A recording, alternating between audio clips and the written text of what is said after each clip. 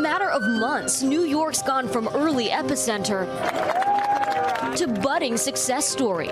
We didn't flatten the curve, we bent the curve. But reviving the pulse of the city will depend on the heart of it all, the subway. Its 5.6 million daily riders fell more than 90% during the pandemic's peak. How much does New York City's reopening depend on your ability to convince people that they can and should take the subway? To a substantial extent. We're acutely aware of the responsibility we've got to millions of people and to the New York and regional economy. We caught up with commuters on the 7 train. The Corona station in Queens was ironically once a hotspot for the coronavirus, but now long lines developing to get their Metro cards. There are touchless payment options here and some markers to show social distancing, but pretty big crowd here. Some commuters say they're taking precautions. Just follow the rules. No, just wear gloves, masks, social distance. Others filled with fear. I'm heading to go get cancer treatment. Is the subway the only way you can go get your treatment? Yes. Considering you're sick, do you feel comfortable riding the subway? Not whatsoever. I don't feel comfortable on the train. There's no social distance whatsoever. They don't wear masks half of the time. What are you doing to protect yourself? Wearing this, keep my gloves on, as much as I can sometimes. That's it. So that's a really tough balance because you need the subway to get your treatment. At the same time, you're risking your health getting on the train. Yeah. We said we actually liked the subway, and the whole city was nice when it was somewhat on a lockdown. Now it's like it's coming back. No one cares no more. Another rider with reservations on the 7 train, Fabiola Bhutan. A mom of 2, she takes the subway to get to her restaurant job in Harlem. Are you worried about what might happen as more people get back on? I have kids, and I'm worried about them. I don't want to be sick. All right, great.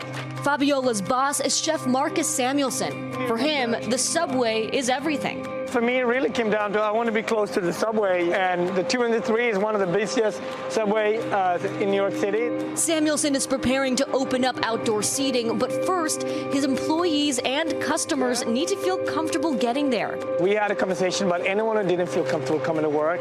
We get it, so it was optional.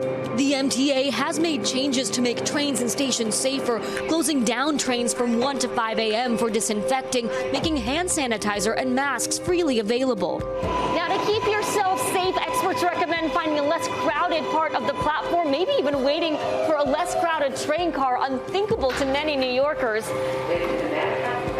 And once you're actually on the train, the recommendation is try not to touch many surfaces.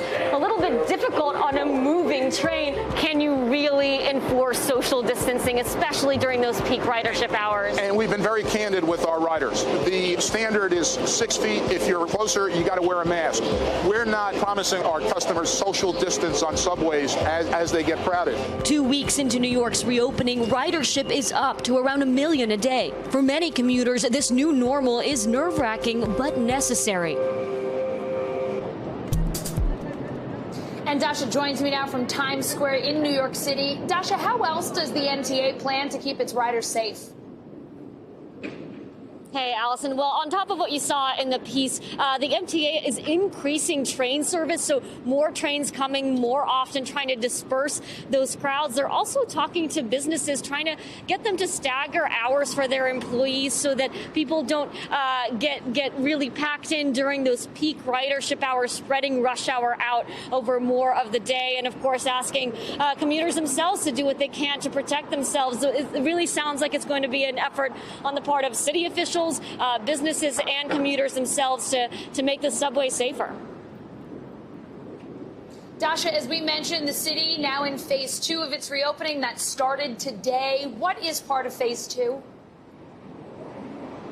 Well, the reason the subway is even more important now than ever is because of all the businesses that are finally getting to open their doors. Places like retail stores can now welcome some shoppers inside with limited capacity. Restaurants can open up outdoor seating. Hair salons and barber shops can welcome customers as well. Even offices can begin to open up, although it does sound like a lot of offices are going to continue at least some form of remote work for the foreseeable future. But But Allison, I want to show you where I am right now. I'm in the heart of Times Square, and I just want to have my camera pan around here to 42nd Street. I mean, take a look.